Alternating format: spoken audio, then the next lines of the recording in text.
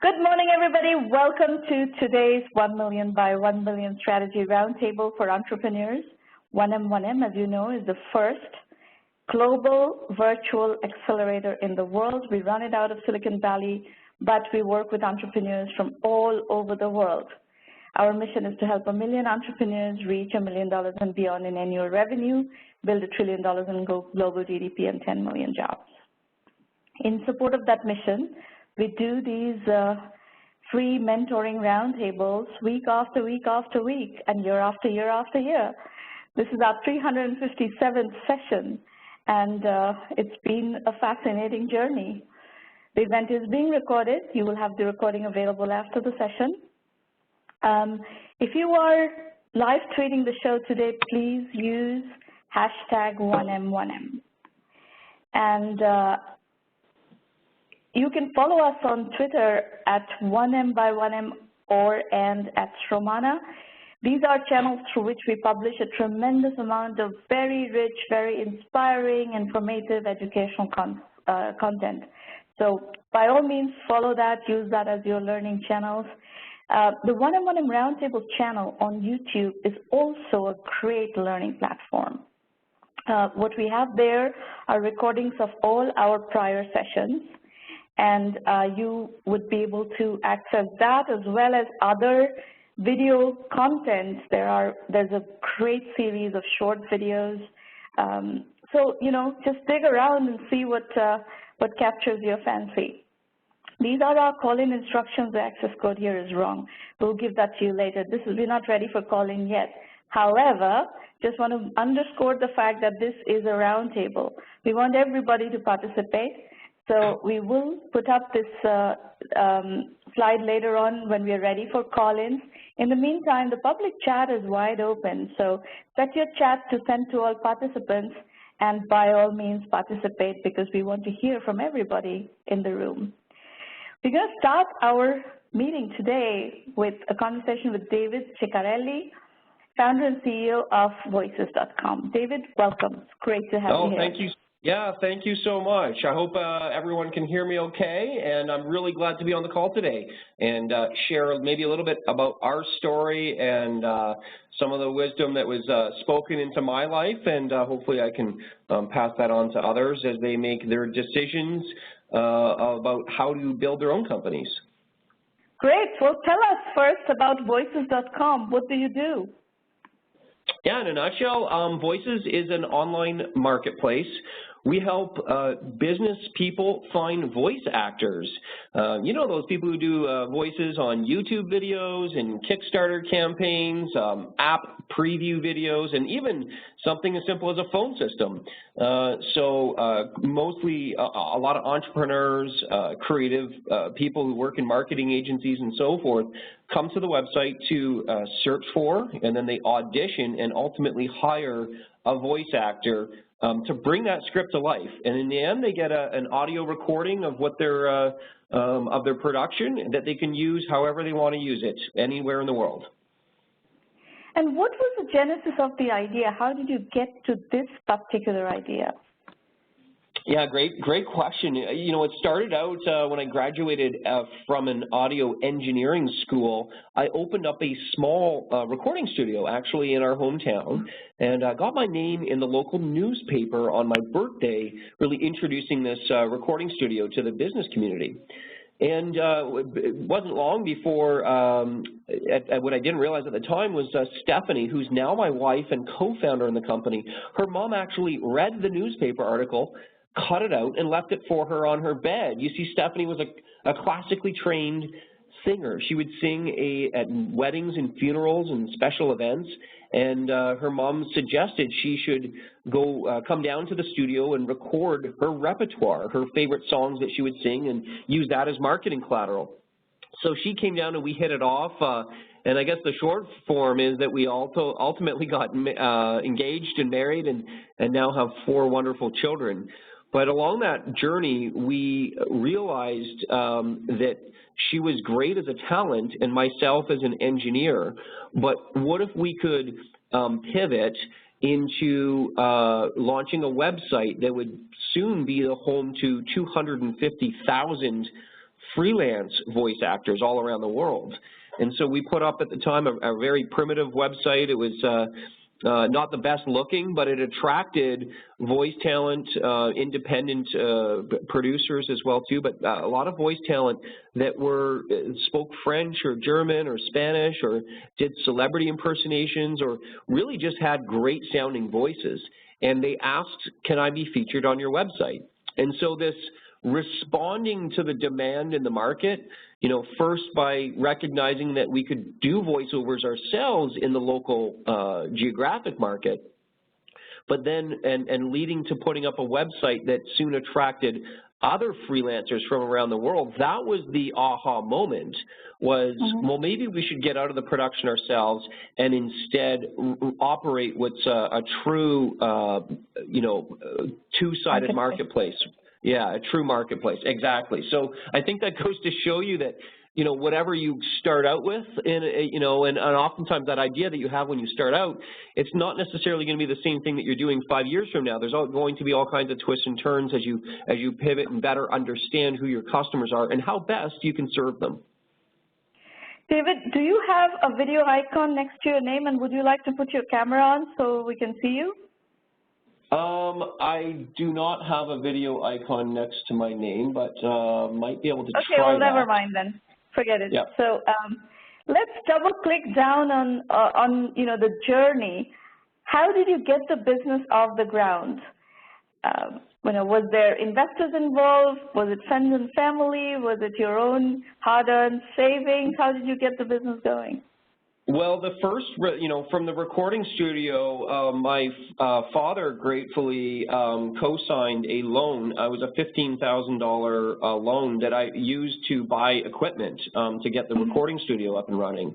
From there, though, what I recognized was, you know, as I said, that we really ought to kind of sell that, you know, a few years later, sell the recording equipment, instead move into an online marketplace. And that's exactly what we did. We sold that recording equipment probably about, you know, got actually pretty close to that $15,000 and actually used that as our, you know, seed money to hire our first web developer who created, you know, Stephanie and I built our own first version of the website, but we needed a database and a login system and much more sophistication. So that's where it really started to get interesting. And so I think you have, you know, there's 3 ways, we talked about this, that there's 3 ways that any company can fund their startup. And there might be others. Yeah, I'd certainly welcome your feedback on that. But the first one being debt, then which if you can acquire a small debt, you know, often in the form of a bank loan or a term loan of some kind, that's great if you have a very specific plan or you need to buy some hard assets. Then a lot of entrepreneurs choose equity, selling a piece of their company to get the startup capital, in which case you're selling it to investors who are now aligned with you to achieve success in the company. But a third one, which is often forgotten, is actually cash from customers. And cash from customers means that you're actually selling your product or service and you're using those proceeds to reinvest back into the growth of your company. And so we were really, for the longest time, a debt and cash from customers growth-oriented company. Investors are not necessarily going to be great for everyone where where it's a venture capital-backed company. I think as we've spoken a few times in the past about how too many entrepreneurs kind of get sucked into the glamour that goes with that, but not every company necessarily is best positioned to be venture-backed. A lot of fantastic. Let's focus on your story. Sure. And I want to double click down on that, the engineering of your marketplace. And, there are opportunities as well as currently operating two-sided marketplace in lots and lots and lots of niches. And it's a great business model. Marketplaces are a wonderful business, actually. But there's a catch, right? You have to get that marketplace flowing, and there's always a chicken and egg. There's this seeding issue. So talk to us about how did you get that marketplace to start transacting? which side came together first and why, and how did you get the transactions moving? Yep. So the great question. I wholeheartedly agree. It's actually not only is it a great business, but it is candidly one of the hardest ones to pull off because you have two distinct groups of customers. So ours actually started off on the sell side, the talent providing their services, that of a voiceover, which I would say for any freelance or creative service, it's, dare I say, easiest to start with the service providers because those people want work. They're running their own freelance consulting shop or their own freelance business. So they're always looking for job opportunities. We actually had, I believe, 24 voice talent at launch was really all we needed. You don't necessarily need thousands and thousands of service providers, but we really showcased each of them as best as we could by creating compelling profiles, had all the information there. And once we had really the talent who were the service providers, that's what we were quote unquote selling, that you had access to these great talent sounding people. So my job, we were co-founders, so Stephanie was always on the talent side, and my job was always on the client side. Literally, at the time, I picked up the phone. I picked it up, 50 to 100 times a day because, and called and introduced voices.com to some advertising agencies. I figured, well, who is the kind of buyer that might want to hire a voice talent? And those are mostly advertising agencies and video production companies. They were already looking for this kind of work, so it was really a matter of just introducing it as an alternative to their current, and that's actually a really key point. Someone's not going to wholesale switch from, and the quote is, from good enough to maybe better. Nobody switches from good enough to maybe better. They didn't want to disrupt their current business for the risk that might be perceived in trying out a new platform. However, the way we positioned this and how we were actually able to start getting people to transact was to position voices.com initially as a quote-unquote alternative.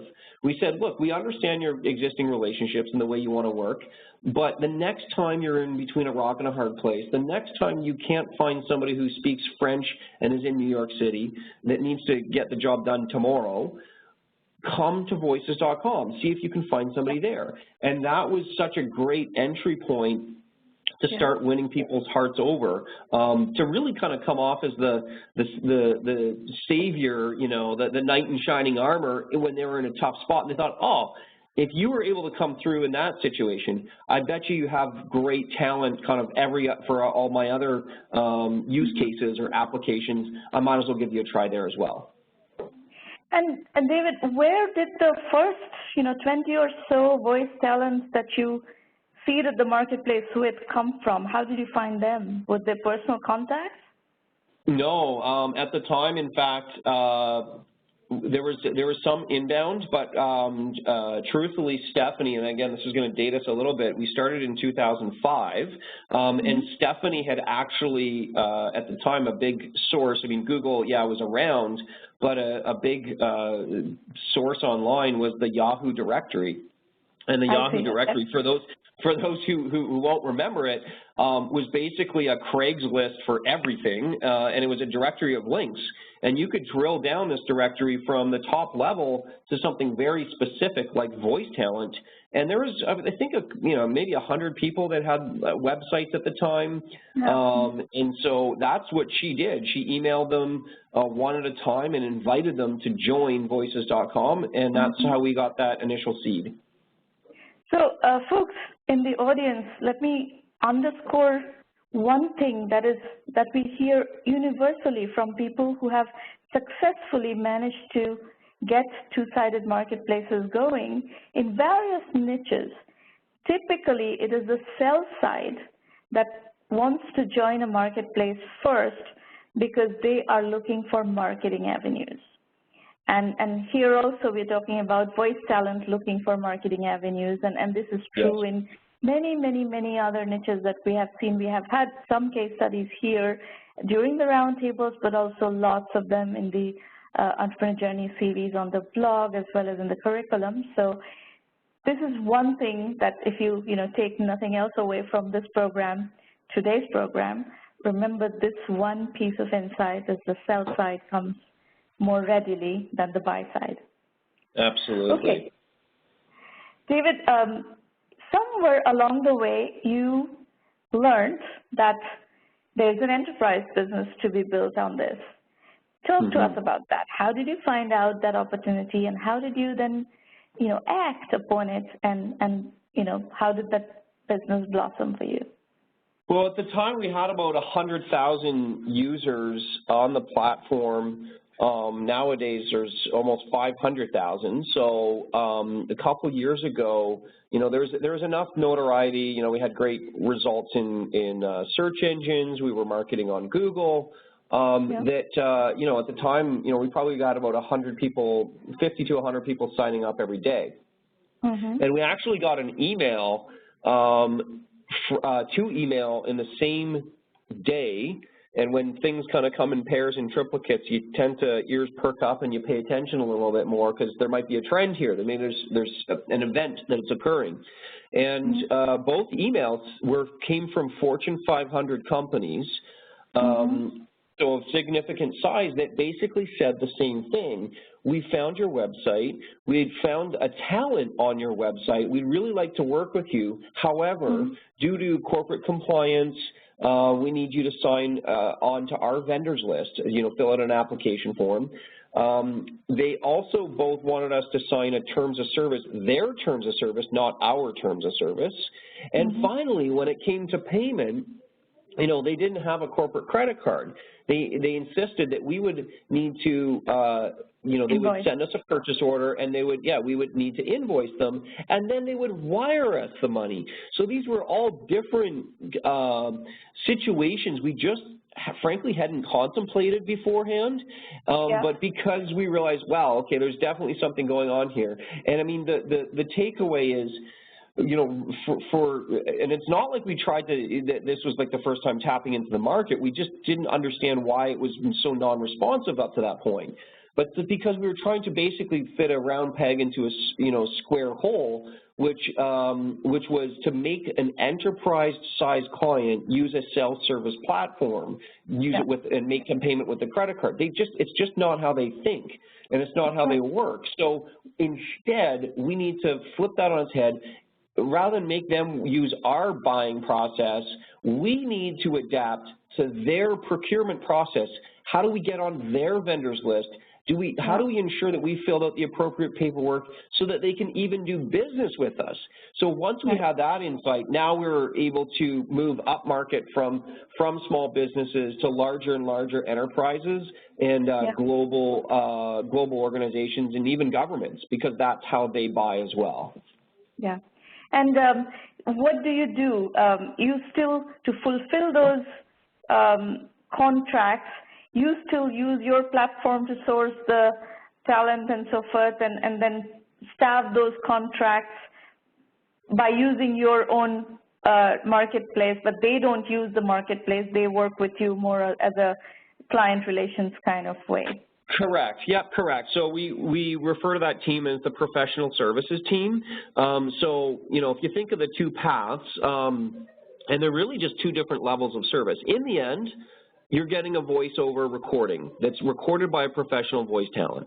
But how you get there depends on whether you're a small business and you want to take what we call our self-serve approach, the do-it-yourself approach. Works fantastically well for, short recordings, 1 or 2 pages, a minute or so. But a lot of these larger enterprises, they can take our full service approach, which means that they get the help from a dedicated account manager. But to really contrast those two, the nature of the projects is a lot more complex as well too. We're not talking about a 1-minute explainer video to launch for a Kickstarter campaign or to promote some software. We're talking about 10 hours of corporate training videos in 10 different languages. and it might be spliced up into 100 slides for a PowerPoint presentation.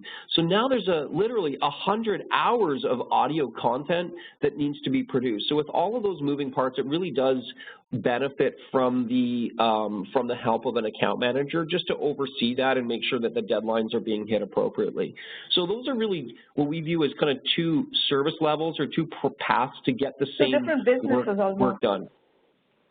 They are in some ways. We do use the same, voices.com talent on the back end. It's the same platform for sourcing the talent and managing the project.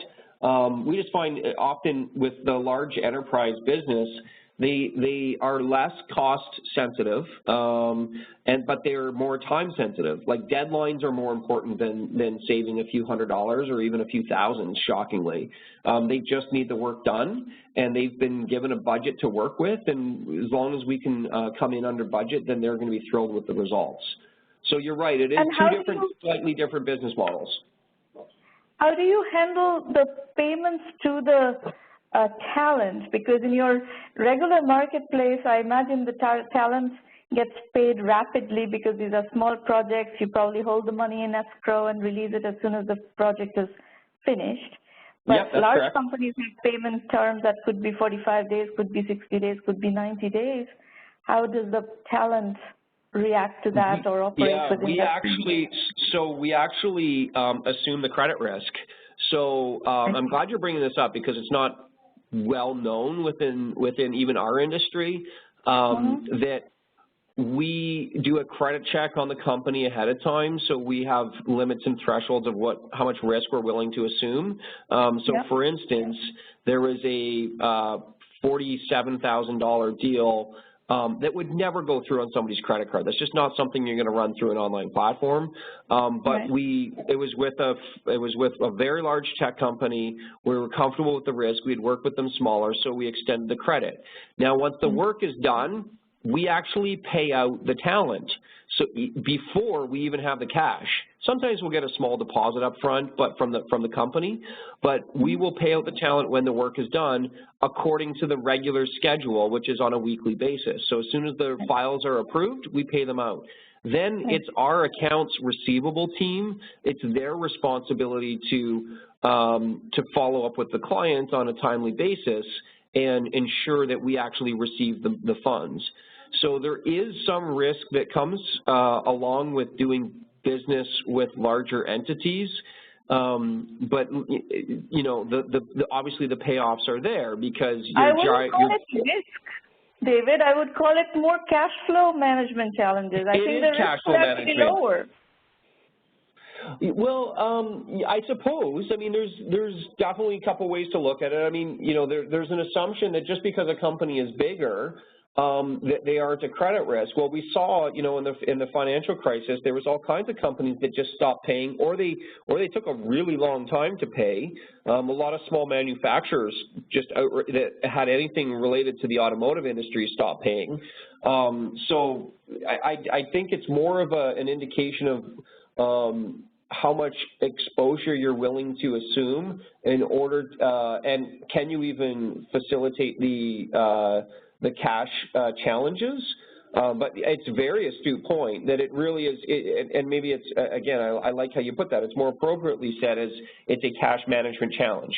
And so how do you manage the cash flow? Do you work with banks to then finance those receivables? We don't finance a specific receivable. We do have a line of credit that is tied to those, so that's the way that we do it kind of collectively. They see the deal flow for all of the projects, but our average days in accounts receivable, days in AR is, I believe, 27. It might be 28. So even though those clients, it's within 30. So, anything, if it was, there's a few old ones out there, and some people we've actually extended much longer credit terms to, but that's because they're just a bigger client, and they wouldn't do business with us if it wasn't 45 or 60 days. So you weigh all those options. We do business with large clients, and some of them, their terms are 45 days. They're not going to work with any other terms. No, exactly. And so it becomes the choice of the entrepreneur, do I want to assume this project or not? Right. Okay, very good. David, this is very interesting. So you have managed to keep this all self-financed, right? You haven't really, other than the bank financing and that, and the rest has all been organic growth, no? Yeah, no, it has. We had a $2 million debt financing deal that helped propel us along. There was a $1 million government loan beforehand with very favorable terms. So I think all in debt financing from for the last 10 years has been under $5 million, and we've paid a lot of that off along the way. But I mean, to go from here, to ultimately our sales target would be to reach $100 million in sales. We're definitely evaluating strategic financial partners that we believe would help accelerate the company and just be able to get us there. There's some bigger moves that I think would just require a larger infusion of cash than an ever-increasing line of credit. When you say $100 million, are you talking about the gross sales or the net revenue? No, that would be the net. So gross would be $500 million to $1 billion. Okay. And where are you right now? What was 2016 net revenue? Yeah, we would come in at just about 20 million.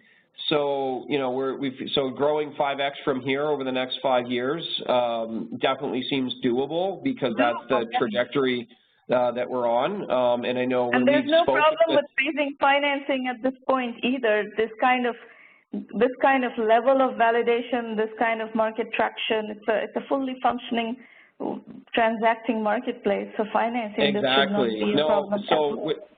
Oh, well, thank you so much for the encouragement on that. I mean, with 500,000 users and that type of deal flow and great client list as well too, that every year there's almost 100,000 transactions through through the platform. So I mean, there's definitely good throughput. At which point, yeah, I mean, all that validates the business model in a big way. Fantastic. David, congratulations. It's a delight to have you here and present your case study to our audience. Are you staying for a bit, or do you have to run for a meeting? I'm actually running to catch an airplane to New York, so I will unfortunately not be staying, but hopefully Thank you for the coming. listeners find it helpful. Thank you very much for coming, David. Bye-bye. Thank you so much now. Okay, folks, we have a packed schedule actually today. We have 4 entrepreneurs who have sent in slides and are planning to pitch. So quick expectation setting. This is a working session. We are here only to help you move through your strategic issues. We have no other agenda whatsoever other than accelerating your journey. So know that this is a safe place. You can discuss freely whatever you need to discuss, and no one's judging you, no one's doing anything. It's basically trying to help you remove obstacles. Remember one thing, that it is that eventually your venture, you make the decisions. Whatever feedback you get from me or from your peer group in the audience, or it's all, input. You decide what you want to do with it. One thing, however, is true, not all businesses can raise money. There's a complete brainwashing of the entrepreneurship ecosystem where people are maniacally obsessed about raising financing. Remember, though, not all businesses can raise money, not all businesses should raise money, and raising money doesn't guarantee success.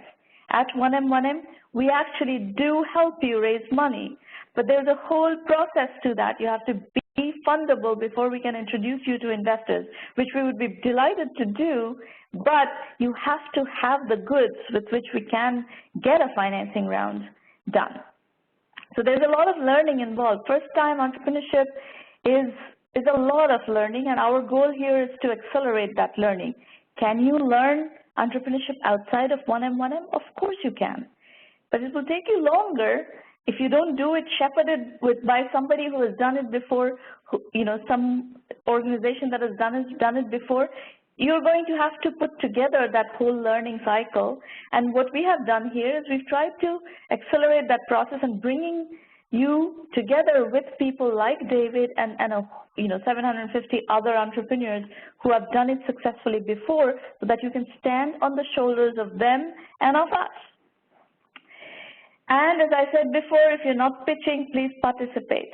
This is a roundtable, it's not a broadcast. We'll start with Randy Grommet, Kansas City, Missouri. Randy, please unmute your line and tell us what is Ziyak. Well, thanks for having me, and good morning, everybody. Good morning. Ziyak is it's our event-based company, and I'll run you through what it is. We wanted to take over the event industry. On the left is a picture of myself, Randy Grommet, and on the right is a picture of my business partner, Evan Holwick. We missed out on some amazing events. We didn't know what was going on in town at certain times, so we saw the problem, so we set out to address this problem. The age-old problem is people are sitting around on the weekends wondering what should they do this weekend, and they don't know what that is. So Ziyak actually solves this. Next. We developed a business opportunity that would advertise every business's fun event-related events, and we would make sure that users would stop missing out. So we wanted to combine the both. Right now there isn't currently something in the market that's best for the users and the businesses. If you'll go to the next slide. So here's what the app looks like. We built a really simple process of scrolling from left to right to go through the app chronologically. You can see everything that's going on that day, geolocated in your specific area. If you scroll from up to down, you'll start to see days in the future. You can go as far out as you want, or if you're planning something when you've got friends in town or wherever it may be, you can zip to that date and see what's going on there. If you go to the next slide. This is something that we just introduced. Our app only launched in January, but in the last 2 weeks, we just introduced this API, which allows all of our users to actually purchase tickets as well. So if you're scrolling through the app on a Saturday afternoon, you're looking at different things to do. You not only find it, but you can buy the tickets there as well. Currently, there's no ticket loyalty in the ticket industry. People bounce around at many different sites on Google before they actually find what it is they're looking for. Or then they start comparing prices, and they bounce around based on whoever has bought those pay-per-clicks on Google. Next slide. This one has actually become way more popular than we imagined it would. We knew a map view would be significant, but where this actually comes in very handy is when people are in unfamiliar territories or in cities they just don't know. This gives you a map view of everything going on around you. The last time I was in New York, some things sounded like a lot of fun, but geographically, they were a very long ways away from me, so it wasn't anything I was going to do. This slide right here is your filters. This is what's going to customize Ziyak and make Ziyak a valuable tool to you. It's going to give you what it is you need, and you'll be able to eliminate the things you don't need and avoid the stuff you don't want to go see. If you go to the next slide. Here we are. We launched January 14th of this year. We're quickly approaching 40,000 downloads. A download, we have learned, is a lot harder to achieve than most people may imagine. You're only looking for it's really tough. You're only looking for a 3/8 of an inch by 3/8 of an inch square. It's very difficult to get. We've done a really good job, and we're actually mining a lot of data very quickly. We're targeting two groups. We're targeting millennials, and we're targeting outgoing mothers. Reason why is they are the biggest social drivers, and they tell the most people about it. Our other groups of downloads that we get, they don't do a very good job of getting other people to download, but those two do. We've identified that, and that's what we're aiming toward. If you go to the next slide. Our target market is really everybody. However, as I said, we're going after the millennials, and we're going after the young mothers because they're really pushing it. If you go to the next slide. This is our contact information. Once again, my name is Randy Grommet. My email is randy@ziyak.com. It disappeared there. So I actually pushed back to this slide to ask you some questions. Okay. You said 40,000 downloads. And you have some demographic behavior that you've got in terms of referrals and so forth. Talk about what you are seeing in terms of utilization, of the 40,000 people who have downloaded, how much are they using it, and what kind of advertising models are you seeing? What are people paying? What is the monetization rate, et cetera? Okay. The most exciting part to begin with is with apps. A lot of times you have a big percentage of one and dones. So the people download the app, they look at it, and they're done with it, and they never come back. We have less than 1% right now, which is big. Next, our users are coming back 8.5 times a week. Now, okay. we're never going to be a Facebook or a Snapchat or an Instagram where certain people sit there and stare at it for 20 or 30 minutes at a time. Our goal is to get somebody to our app, to have them peruse through, find something fun and exciting, and then move on. But right now, we're averaging more than 1 visit a day. Our usage is roughly 2 minutes and 45 seconds, so they're in there for close to 3 minutes looking around and planning out their next few days. We have found out that our users look for 4 days. They never go beyond 4 days. And what it is they're looking for things that are happening in the immediate future. They don't spend a lot of time planning. If they do want to plan something out, they actually they'll pick a date that's further than 2 weeks in advance, and a lot of times it's because they have friends or family in town, or they're looking for some specific event.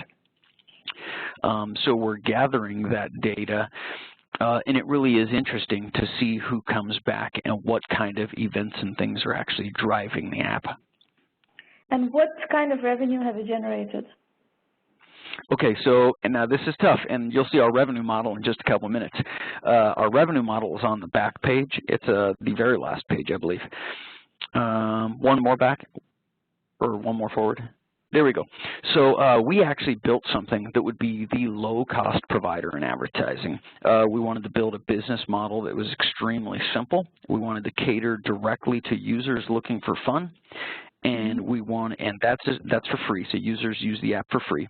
And then we wanted to set up something for businesses so that they could advertise what it is they're doing directly to them, and it would be as simple as straightforward as possible. So we charge businesses $25 setup fee to set up an account. Then they go on our back end, they create their events. We charge them $1 per event. And that one event stays on there until that event time is passed. So if it's next Friday, if it's a concert next Friday, they'll put that up till next Friday. And it only costs them $1, whether one person sees it or 40,000 people see it. And the reason why we do that is we wanted to be the low-cost provider on advertising, and we didn't want it to be tricky or confusing. So if you go one page, I'll explain our competition and actually how we came up with this. No, can you go backwards? Ooh. There we go. So here's our competition. Everybody's heard of Yelp, and Yelp is a review board that's going to tell you good and bad about a lot of different businesses. Yelp most times is good for consumers. The problem is a lot of businesses have some problems with Yelp and the way it works. And they have an algorithm and certain things that keep certain reviews there. But it is actually really expensive to advertise with Yelp if you don't do the free version for businesses. And it doesn't give them, they're not allowed to manage the content. So sometimes there's a lot of stuff on there that's not very exciting. Facebook, as everybody knows, is the greatest app ever invented. They have 1.8 billion users. However, Facebook doesn't have a focus on events. Facebook has a broad spectrum of things going on, so we didn't see them as a threat. There are other websites, and you can always Google what to do, but that'll take you a long time, and you'll get 9 million results.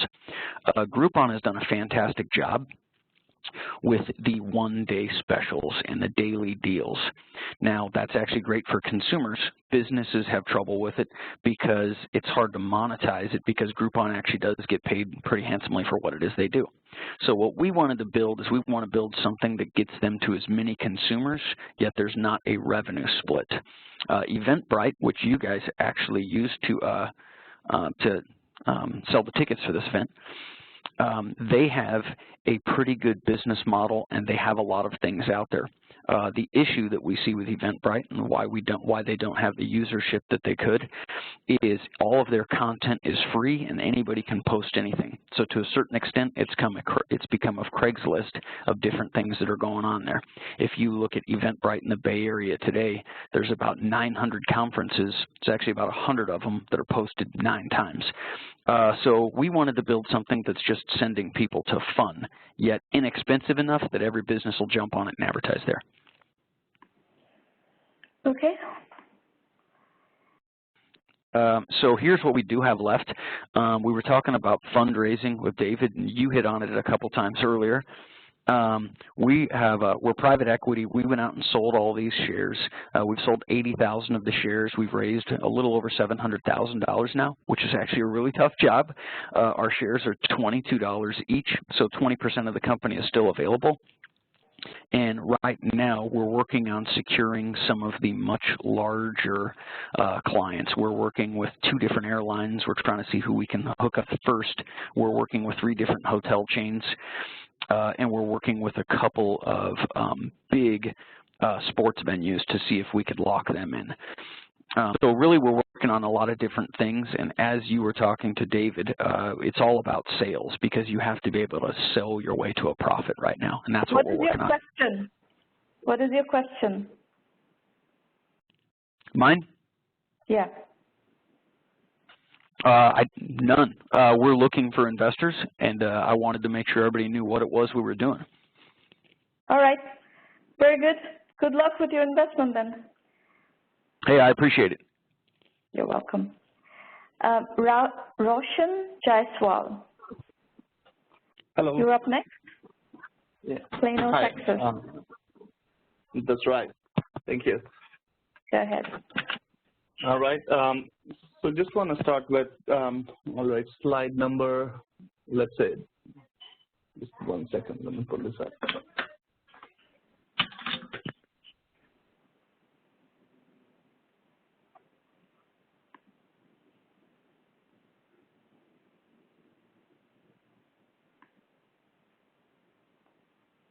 All right, slide number 26, number 1. So just to start with, we all have multiple insurance, and this is again categorically in the U.S. market that we are talking about. And we have auto, life, health, business, pet, all kind of insurance.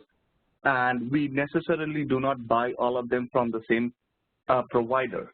So in one line, if we have to say the problem we are trying to solve is we are creating a smart dashboard for consumers so they can have multiple insurance in one place and help them track, manage, and consolidate them together. So the you mean by multiple insurance?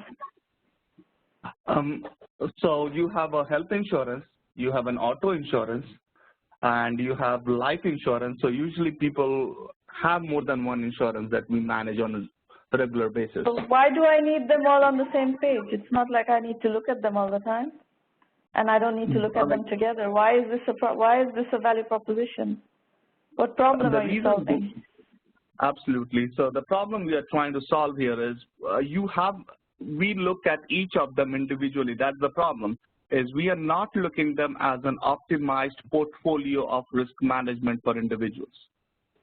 And by having them at multiple places, we are creating inefficiencies of how we are managing them, whether it comes in terms of payment, whether it comes of managing them on a day-to-day basis.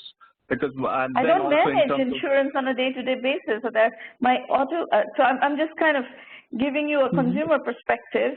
My payments, monthly payments are an auto payment. I don't even look at them. The only time an insurance portfolio or insurance scenario gets visited is when there is a health-related issue that needs to be dealt with, and you need to find providers, etc. That's a health-specific. If there's an accident, that is car-specific. I mean, these are unrelated events. I don't see any scenario in which I would need to see my health insurance and my car insurance in the same place. Can you help me understand why I would like to do that? Yeah, so you just mentioned a couple of points in your statement, and one is you mentioned, you access your insurance on an event basis, whether it's a claim or a health situation. Yeah. And second thing you said, you have put it on auto so you don't even look at it. But there is a big insurance consumer base who go out to search for insurance every 6 months. There is almost a 70% churn that is happening, especially in the millennials, who go out and they look. And the other part of that is, since it is an event-based, it creates more problem for the insurers as well, that they do not have an opportunity to reach out to them because the customers do not engage with them. But by bringing it all together, it creates a point of stickiness and helps insurers as well to create a higher product density. Having said that, I don't buy it, Raution. I'm sorry, I don't buy this at all. You have not convinced me. So again, the reason why it is the way it is right now is, as I said, it helps to consolidate, definitely, because now you are able to look at all your insurance in one place, and you know exactly of your cash flow. Maybe you do not fall into that target audience because you have smoothened things out for yourself and you are financially much stable, but everybody is not in that space. And so that is one of the problems, is people do not know what they have at times. They do not have all their documents, all their information they need about insurance in one place, and then they are digging around for multiple things, and then they are digging around what insurance they need and when. So yeah, but that's not, that doesn't require having health insurance and auto insurance in one page. That requires going to the web and looking at comparison shopping engines. That's true, and that is a part of what we are doing, is it brings that comparison at your doorstep, and it is no more reactive but proactive, which means you do not go to look for your insurance in that last window of 2 weeks when you need to buy it. Rather than we are looking for it throughout the year, and whenever we find the best deal, you get into that, rather than you try to find it yourself. So but that's a different pitch. That's a completely different pitch, and that's a completely different value proposition. So let me give you my read of how I would pitch this. If that is the value proposition, you are basically looking at customers who change insurance on a regular basis, on a 6-month basis. Every 6 months, they're changing insurance providers, and for auto and for health. I don't think people change. In fact, the unstable population that you're talking about doesn't have life insurance, most likely.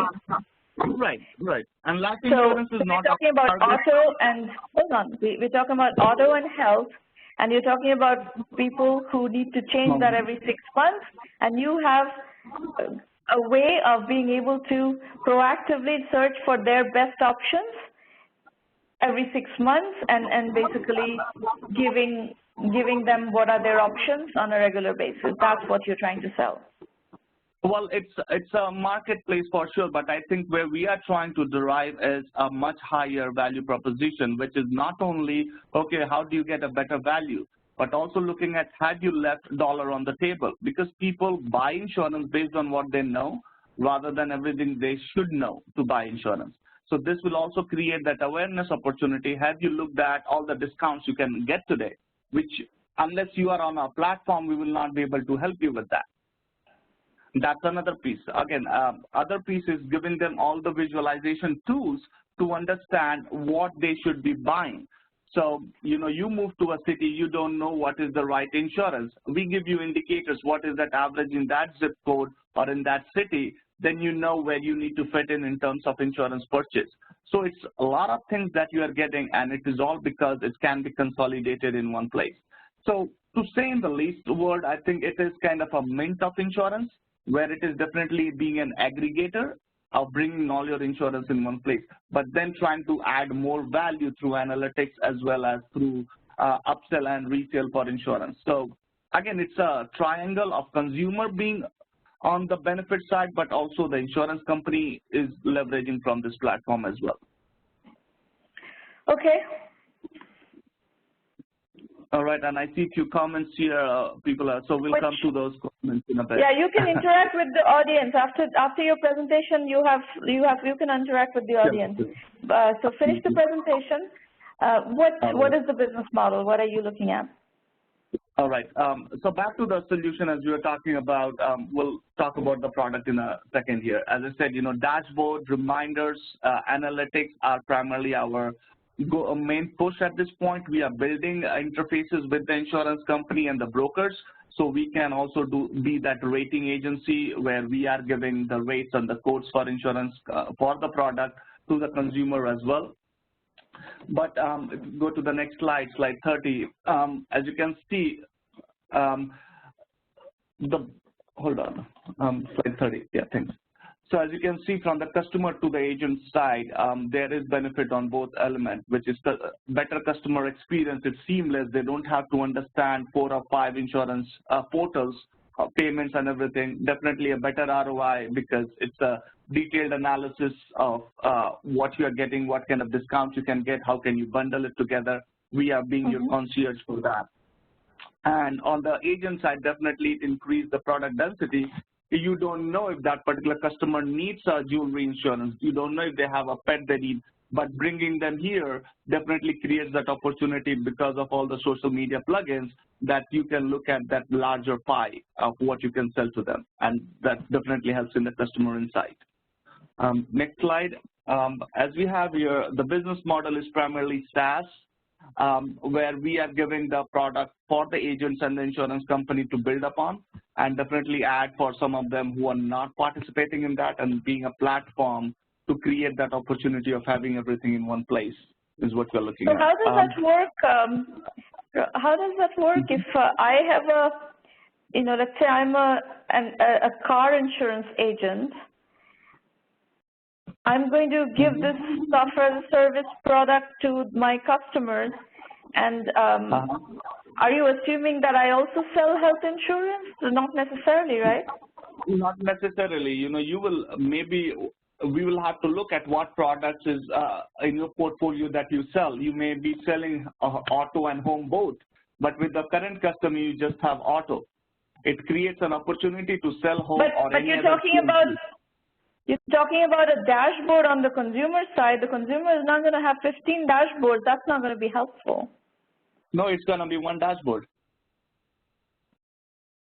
So how are you getting that dashboard in the hands of the consumer? If the SaaS product is being sold by the insurance agents, how as a consumer, how am I getting to that dashboard?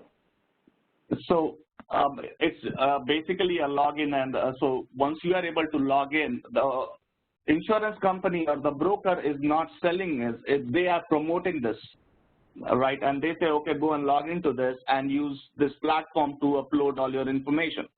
And now you have uploaded the insurance that you bought from them, but being this platform that user-friendly, you thought, hey, why not? I'll bring all my information over here.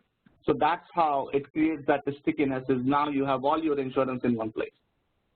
But you're saying that it's a SaaS product that you're selling to insurance brokers. Who is the buyer of the SaaS product then? Brokers. So they are buying based on how many of their customers are signing up. So it's a fee-based subscription of, again, they might be pushing it to 5,000 consumers of theirs, but only 50 consumers are buying in. They are paying a fee based on the consumer usage, which is just for the 50. Which we will have data to prove, who is using from their particular. So the problem here that I see is that I have different brokers. So I have a different broker for health, I have a different broker for auto, and I don't know how that reconciles in your platform and the payment structure. Yeah, that's something we have not looked into it, because we are not assumed that all of them will come on board immediately, because we are going just after PNC, and the likelihood of home and auto being split by 2 agents and both being on our platform is very low to start with, but that reconciliation will happen down the line. Yeah, but I think it's a deal breaker, basically.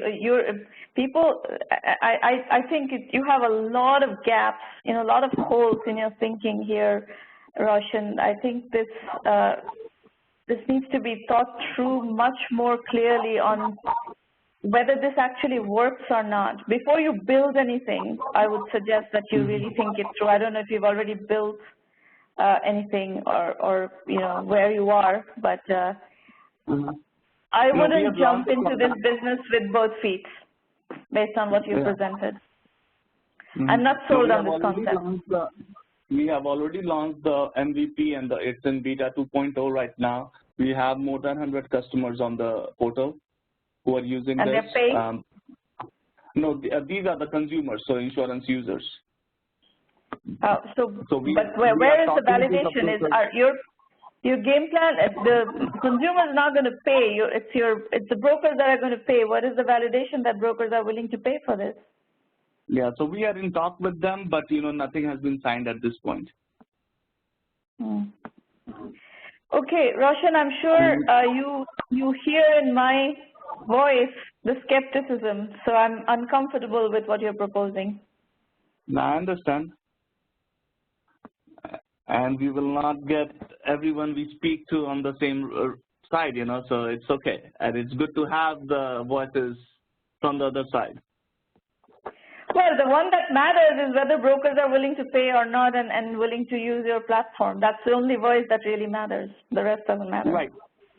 So here's a couple of things. Our revenue model does not only depict of whether they will pay or not, because there is 3 ways how we are looking to raise revenue. One is that. Second is from our platform, as we say, we integrate these rating or the quote services, which will allow to look at your current insurance and see if we can help reduce that insurance price for you. And once we are able to do that through the portal, and you buy the insurance through our portal, that also gives us a pretty significant revenue.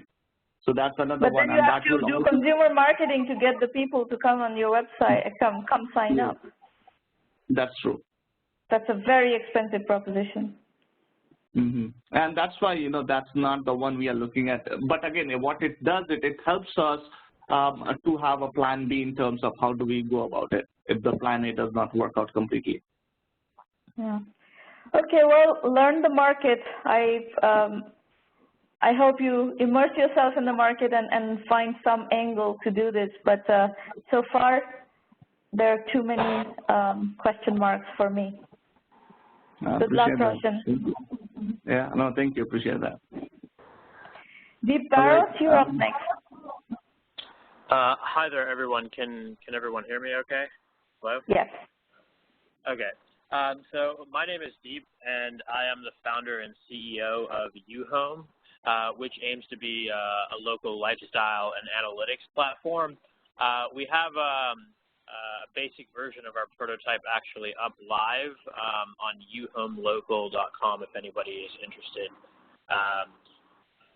Next slide. So basically, before I get into, I guess, the motivation for me doing this, I think I want to just share about our mission, and what we want to do is we want to help people live better. And it was a personal problem that I could identify with, going through college and then being a working professional after college is just, I just didn't have a lot of time to get my lifestyle and home improvement needs met or get advice reliably on that, lifestyle necessities. And more importantly, I'm a big fan of local businesses, and I really want to, help grow the local economy within, individual suburbs and residential communities within the U.S. Next slide really quickly. So, for me personally, there were 3 reasons that, kind of made me enter into this market space. One was it was just the simplicity. I felt, using a lot of the current providers out there in the market, that finding the reliable home improvement advice was very difficult for me to find online. I also felt that people were, busy and, they just didn't have a lot of time in their schedules, and they were just looking for a quick, easy, convenient solution where they can go in and they can get the advice they need, or they can book the service provider that they need to solve that particular problem. And then the third thing is reliability. A lot of these local businesses, whenever they're looking online for marketing, particularly plumbers, electricians, the whole range of home improvement contractors, they're looking for reliability and transparency when it comes to marketing their online businesses. A lot of it has to do because they don't have a lot of resources to begin with.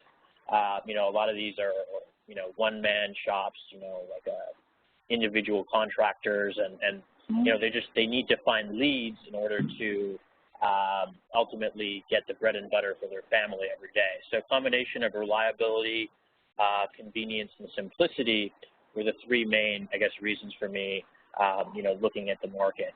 So the solution is, I mean, we're in the process of building a lifestyle and analytics platform where users and businesses interact in residential zip codes in order to get the, you know, home improvement advice that the user needs, complete projects and tasks from individual service providers, and then for the service providers, you could get the marketing data that's relevant and easy to use, and ultimately, as a user, you could live better and ultimately organize your schedule around your, you know, lifestyle and help you live better ultimately. Next slide. So the market size. You know, the local services market is very big in the U.S. It's over $300 billion. And then local advertising is also another important niche that, you know, we may go after in the future, which is $115 billion. And just alone in 2015, the 2016 stats I wasn't able to find yet, but just in 2015 there was about $47.8 billion worth of spending in advertising. Is your business model an advertising business model or a marketplace business model? So we'll get to that, but right now we plan to make money through two different ways. We want to first have business subscriptions. So if you're a service provider, our goal is to ultimately help you provide or get the analytics and marketing data and help you get more leads. And based on the data and analytics that we build on our platform in the future, we'll have certain subscription plans, a little bit similar, but you know, different in terms of the analytics that we aim to provide, you know, such as, you know, guys like Porch and Pro.com and even Angie's List. They do provide, you know, analytics to some degree, and they make money off business subscriptions. And then we're hoping that ultimately in the long term, if we can build the user base and retention, that we can test out and use local ads. As I mentioned earlier, I do believe that you know, things like the yellow pages and radio, television, local television, you know, other marketing channels for local advertising is outdated. And I'm hoping that, you know, as we build the user base over time, we could get that, you know, a portion of the local ad market. Do you have a slide on competition? Yes, we do. Let's go to that. So it's next slide after that. Yeah, there we go. So these are just some of the competitors. There's actually quite a bit more as well, just because the home industry in particular has a lot of other kind of interesting apps, but these are just a few. So obviously, well, there's also Nextdoor that is very big in this space. There's a lot of what's the functions that you're talking about. Actually, this hyper-local, you know, referral-based relationships happen hugely on Nextdoor, and Thumbtack is very big in this space. Yes. So there's Thumbtack. I mean, there is Nextdoor, as you mentioned, and the reason that I guess I didn't put Nextdoor on there is because Nextdoor. I mean, I've used Nextdoor, and it's primarily, from what I've experienced on it, it's very much a social network where you can interact with your neighbors and discuss all sorts of things from, you know, events to, you know, community crime and safety to posting like classifieds to even asking for, I guess, some degree of service provider help as well. But what we aim to do is we aim to build a network for services and not necessarily a social network. And a key distinction between us and Nextdoor is we provide a lot of end value to businesses as opposed to just having a solely based like social network for, you know, residential communities and helping neighbors connect.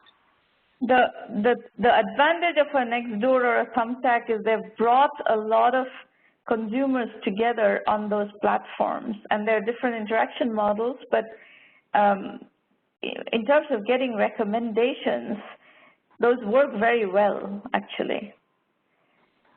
Yeah, so and people have relationships with people in their close neighborhood, and they ask for referrals and so forth. And Thumbtack is very organized to hire service providers in specific networks. Anyway, I'm sure you're looking into all of that. Go ahead. Yeah, so I guess we're on the go-to-market strategy slide now. And so what I want to do these next few weeks and months is test out, a series of pilots and, get some market validation from those pilots in particular residential communities. And then from there, obviously the goal is to expand nationwide and then hopefully eventually expand internationally.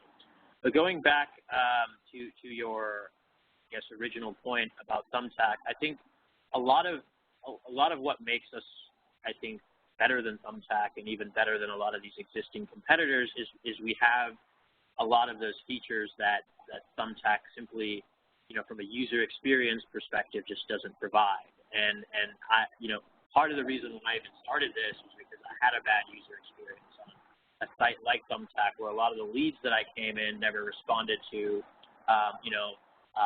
the projects that I posted, and some of them were actually scam or false. And so we aim to kind of minimize a lot of that, bad lead or bad business connections through having that social forum where you can get the advice that you need.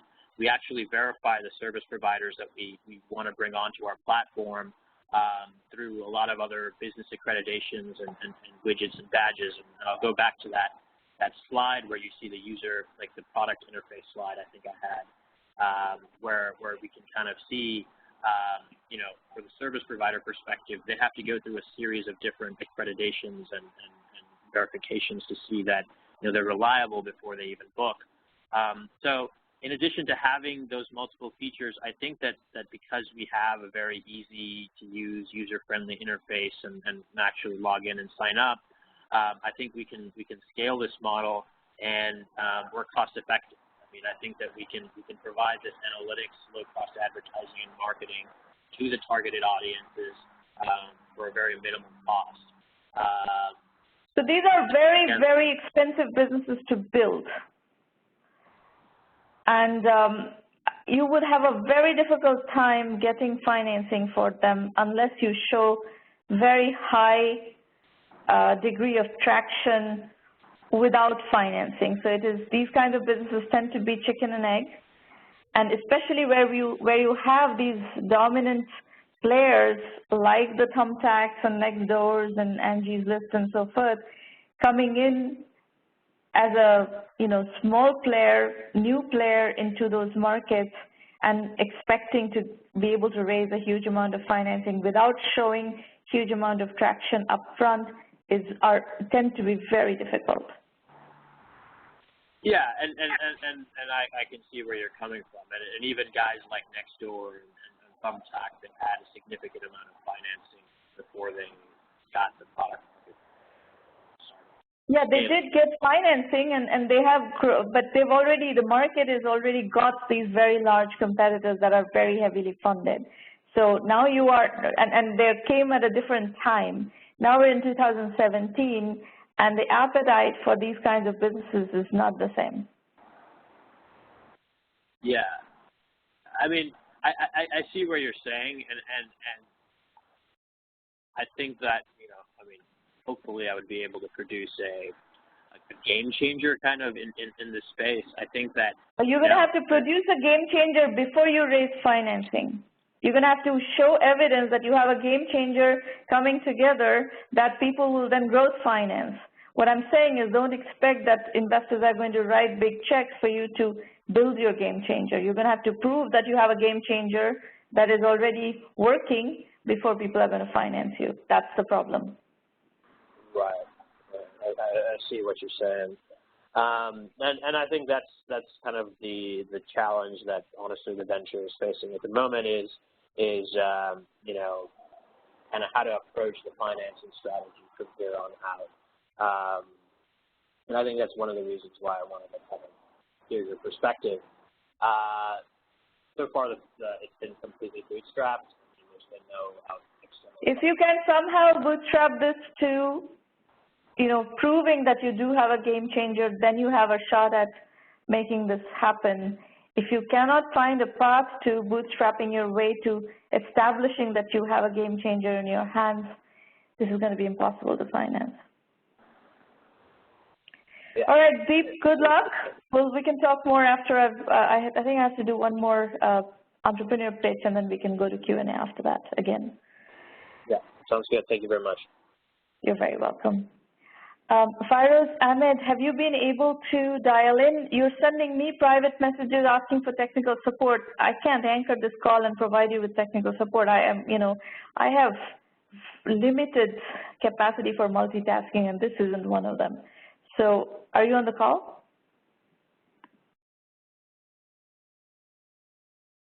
Is Firoz Ahmed on the call?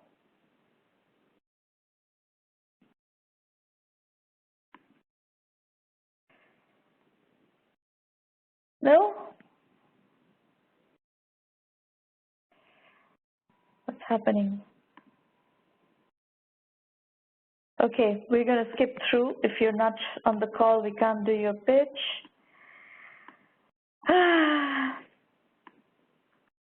So folks, I'm going to spend a few minutes explaining to you how to use 1M1M, and then we can go back to Q&A. And if you like what we are doing here in 1 million by 1 million, please refer serious entrepreneurs into the program. And as you can see, I'm quite blunt about what I see as the challenges and the risks in a particular venture. And where I come from is that I've seen so many entrepreneurs spend 2 years, 3 years, 5 years of their lives not really getting anywhere with their businesses because they work on concepts that don't have legs. So it's, our agenda is not to tell you what you want to hear. Our agenda is tell you what you need to hear, really, deep feedback, authentic feedback, so that you can actually make decisions based on it. And they may be hard decisions. In some cases, what I've told Raution, what I've told Deep today, there are real serious risks in both of those businesses. And I think it's actually better for me to, make you aware of the risks that you are facing, as opposed to telling you some, fake, hypocritical pat in the back, oh, you're doing great, very good, keep going. I don't think that's a good, authentic way to help you along. So that is the spirit in which we do 1 million by 1 million. If I see risks, I will point them out to you. And that's just the ethos of this network. So, however, we're also working with lots of entrepreneurs who are making progress, who are gaining traction, getting customers, getting financing, et cetera, et cetera. So we are, we know how to do this well, and people who are looking for help, just send them along, and we'll be delighted to work with you and them. So resources-wise, you'll find everything at 1Mby1M.com. There's a free blog which is chock full of serious, information, and you will learn a lot from just by following that. The Entrepreneur Journeys book series, there are 12 volumes of those, and you will find different topics covered in each of those books. Everything is on Amazon. You can double-click on specific topics based on what is your interest area, what is it that you want to learn. It's a fine learning strategy as well.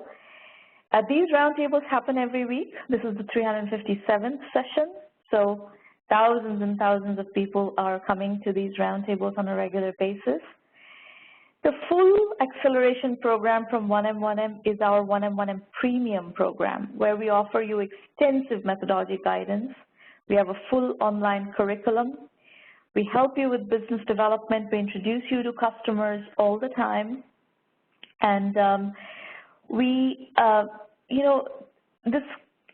please understand, business development is more important than financing, because business development actually makes you financeable.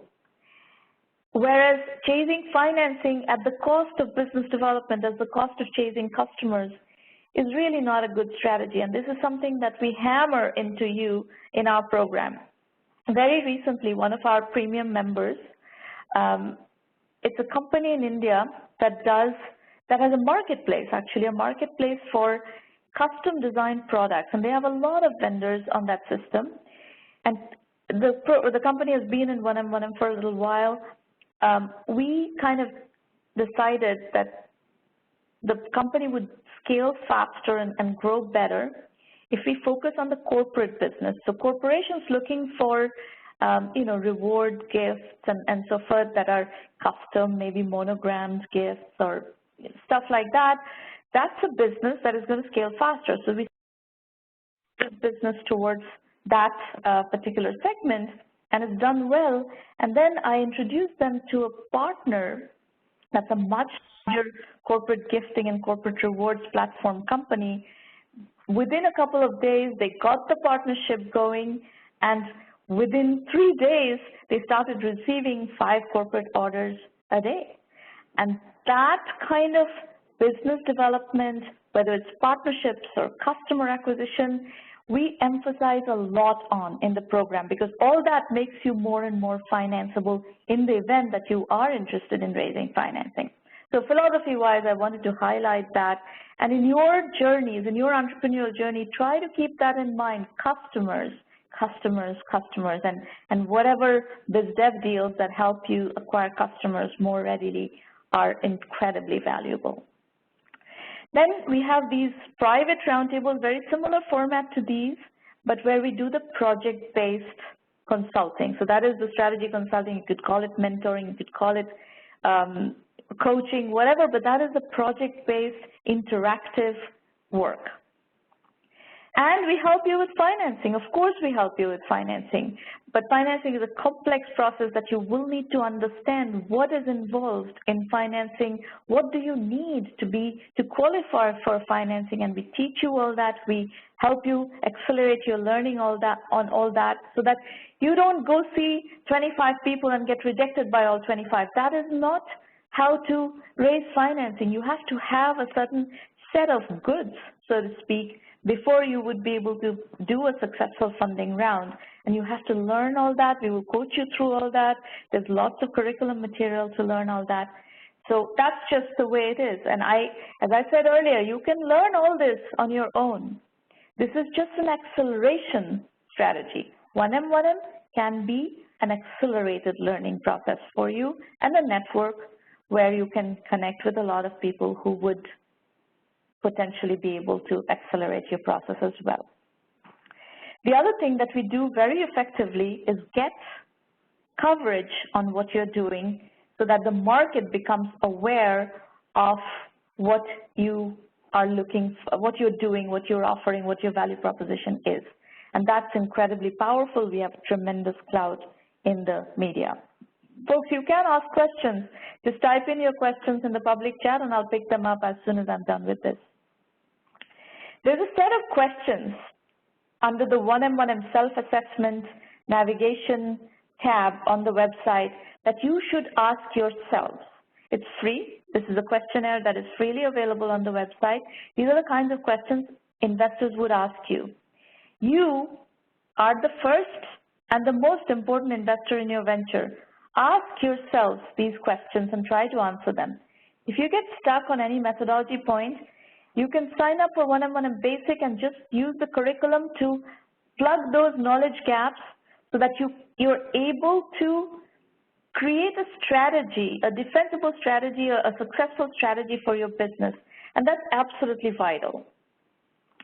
So anyway, that's pretty much all I want to say. There's a lot of information about what to expect from the premium program, the basic program. There's FAQs, video FAQs on the website. Dig around, see if this is the right acceleration program for you. And if it is, we'll be happy to work with you.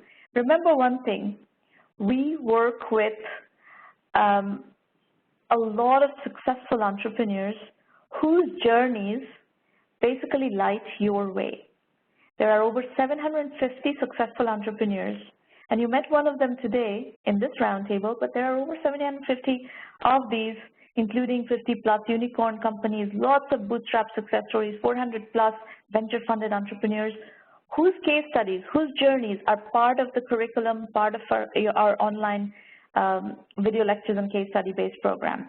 you get to learn from them. You essentially get to stand on the shoulders of people who have done it before, and you get the network. So this is what's very powerful about this program, is that you're getting to short circuit your journeys by using other people's strategies and other people's methodologies that have worked. And it is a bootstrapped, lean, capital-efficient startup methodology, because today any investor will only invest in you if you show proof of validation, of traction. And you have to bootstrap your way to that validation, to that traction. And there is no two ways about it. There is no choice. That's the way the industry works. Okay, that's it. We have roundtables on 2 more in June, one on July 6th and then one on July 27th. I am going to be in Europe the middle of July, so we don't have roundtables a couple of Thursdays in July. Open for Q&A. You can ask any questions, whether it's in public chat or by calling in. It's fine. Maureen, is the access code right, or do we need to correct that?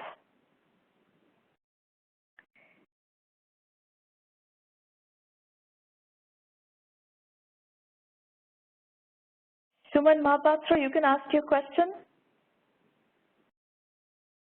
So the access code, the phone number, access code are on your screen. Just let us know that you want to call in, and we will ask you.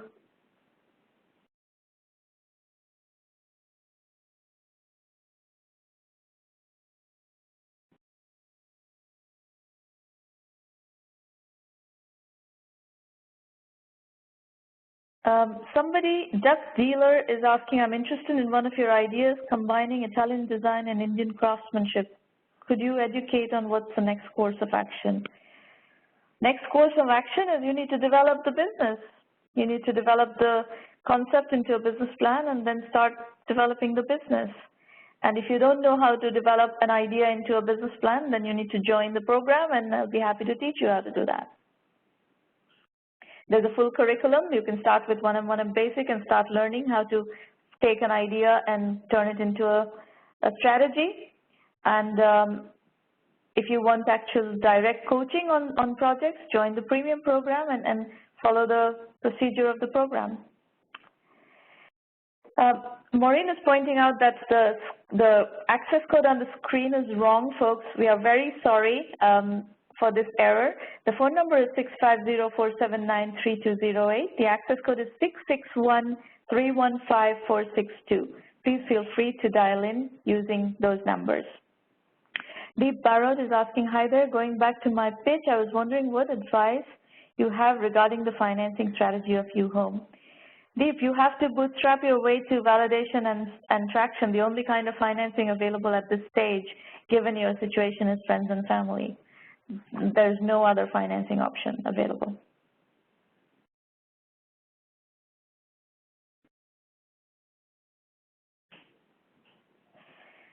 Suman Mohapatra's question is, I wanted to know when to go for a VC and when an angel investor. Suman, why don't you come and pitch your business, and I'll be happy to explain this to you, because there's a very long answer to your question. It depends on your business model, the metrics of that particular industry. So this is a very involved answer. It will take me a lot more than 2 seconds to answer your question. The easier process would be for you to come and pitch your project, and let's just work through it, and I'll give you specific answers based on your situation. Go ahead and register on the website to pitch in one of the upcoming sessions, and let's work on your business together. Make sense? Anybody else? Questions, comments?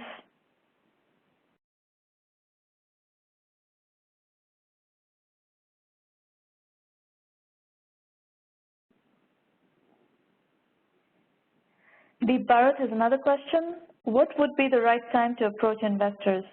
Not until you can show that you can rapidly grow to large numbers. And in consumer B2C businesses, it needs to be really large numbers.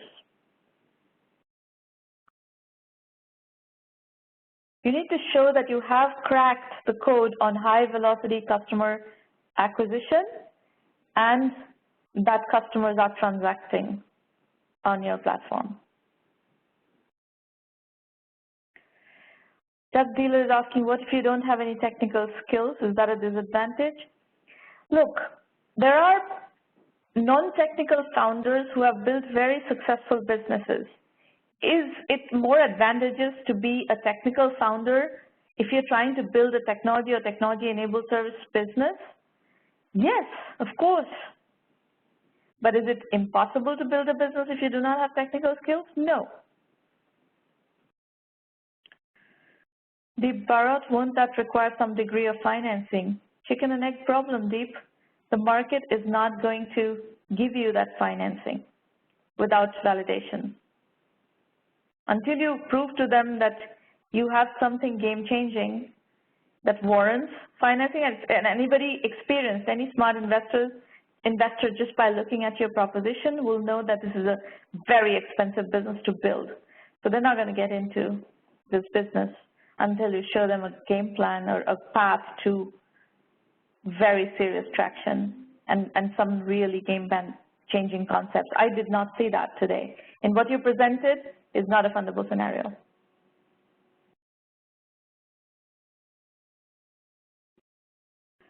Anybody else?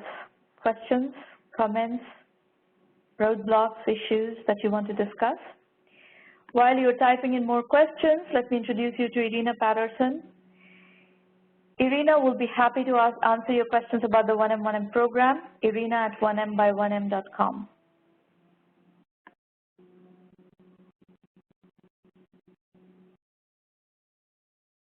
Anybody else? Any other questions, comments?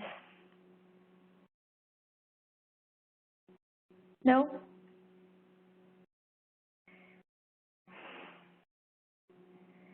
Deep, is an incubator a good idea? The problem you have with an incubator that is it depends on, if you're looking for an incubator that will give you $15,000 in financing, that is not going to be sufficient for you to prove what you need to prove. If you can get into an incubator that is going to give you more like the $120,000 kind of $100,000 to $120,000 worth of financing, that will give you more runway. But to build serious traction is a much longer process. So, you know, I can't say necessarily that that is the answer to your question. Like, it's not convincing to me that if you go and apply for Y Combinator, you would get in, frankly. You would get into Y Combinator if you can get some traction. And then it would be a good idea, because then that will then expose you to all of their network and so on and so forth. But unless you can show something game-changing, given what you are pitching, they're not going to, I don't think they're going to accept you.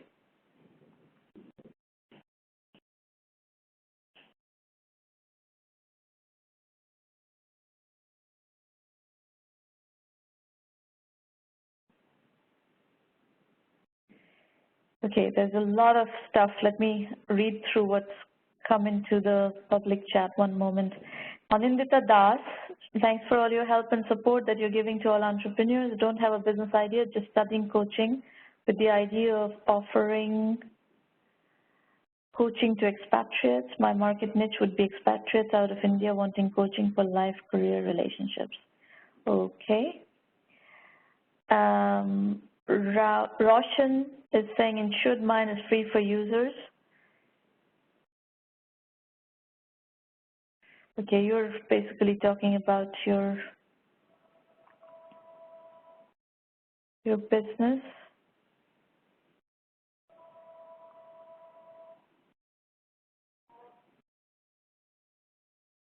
Sachin Kanade, do you have any recorded session about your successful story? Sachin, you're a premium member, right?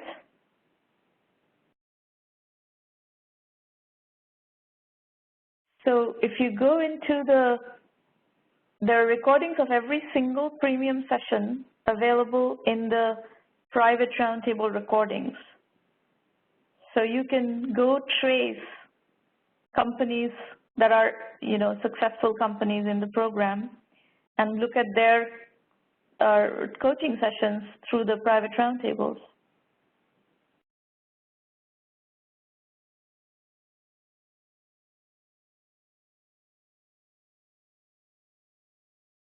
I'm sorry, I don't understand the question.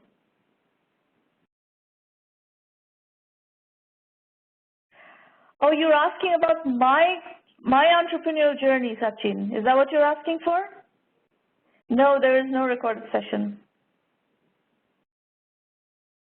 I've never done an entrepreneurial journey story of my own. There are lots of media coverage on me in various media outlets, but I've never recorded a story. No, I don't. I don't have any plan.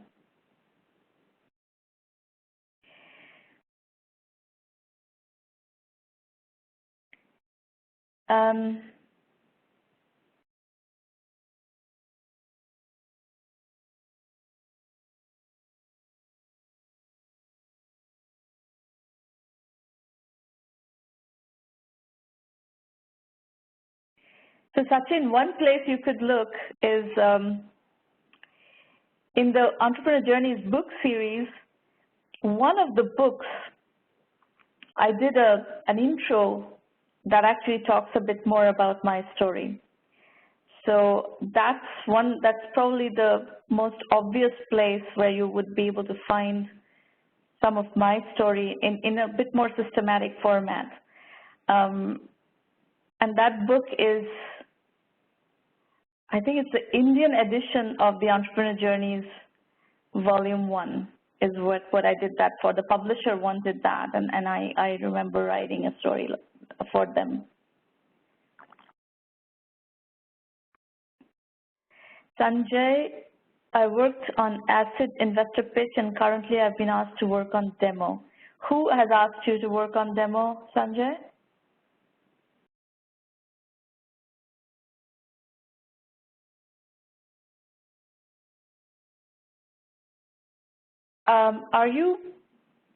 You were part of the 1M1M Premium program, the Oracle based on the Oracle scholarship. You are done, right? You are no longer in the Premium program, yeah?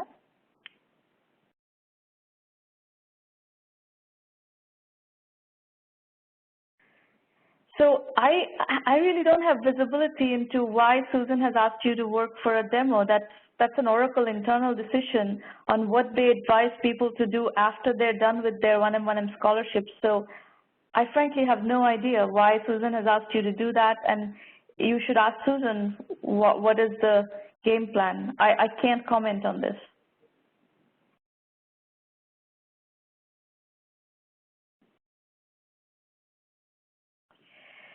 Drug dealer, so do you have any benchmark on the kind of background planning one should do before going into these kinds of businesses, amount of personal seed money? Well, that's a business plan. You're going to need to work out your business plan, how you're going to do your business, what you need, and that's exactly what a business plan is. So you need to basically learn how to create a business plan. There are no benchmarks. Everything is case specific. How you're going to go about doing it, what kind of a business are you going to build, what segment are you going to go after, how are you going to position, what is your customer acquisition strategy, all that will drive your business plan.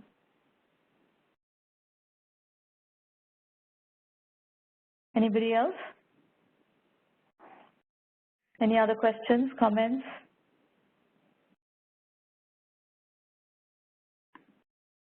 Introductions, if you would like to introduce yourselves and tell us who you are, what you're working on, and what kind of projects you are,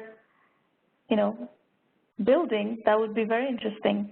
Abhilash Shashidhara, can we go back and look at past roundtables? Yes, Abhilash. The YouTube channel, the 1M1M Roundtables YouTube channel, has recordings of every single past roundtable. So it's all freely available on YouTube on our channel. So please go and look at those, and you'll learn a lot. I'm very happy to hear that it's your first time here and you found it valuable. So your instinct is absolutely right. If you go listen to 20 past roundtable recordings, you will learn a tremendous amount.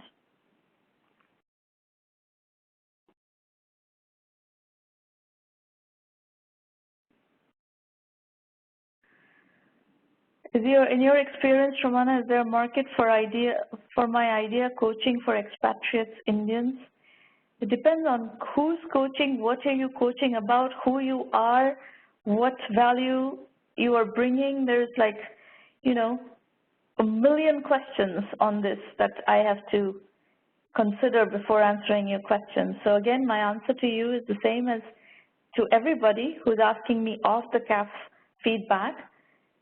Come and present at one of the upcoming roundtables, and I will help you sort through your ideas and give you concrete feedback. So essentially, I'd rather work with you on your idea than giving you off-the-cuff feedback. That I don't believe in giving off-the-cuff feedback. I don't think it's helpful. These are working sessions. Come and work together. Let's work together on your business and figure out what are the prospects of your business, what are the risks, what are the challenges. Anybody else?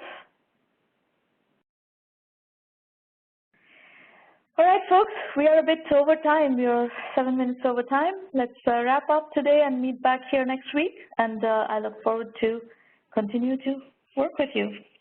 Bye, everybody. Thanks for coming.